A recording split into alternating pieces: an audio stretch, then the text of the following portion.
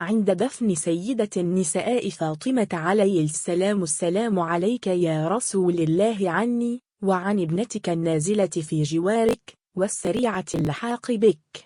قل يا رسول الله: عن صفيتك صبري ورق عنها تجلدي، ألا إن لي في التاسي بعظيم فرقتك وفادح مصيبتك موضع تعز، فلقد وسدتك في ملحودة قبرك وفاضت بين نحري وصدري نفسك. أنا لله وأنا إليه راجعون، فلقد استرجعت الوديعة وخذت الرهينة، إما حزني فسرمد وإما ليلي فمسهد، إلى ألف مقصور إن يختار الله لي دارك التي أنت بها مقيم. وستنبئك ابنتك بتضافر همتك على هضمها، فاحفها السؤال واستخبرها الحال، هذا ولم يطل العهد ولم يخل منك الذكر.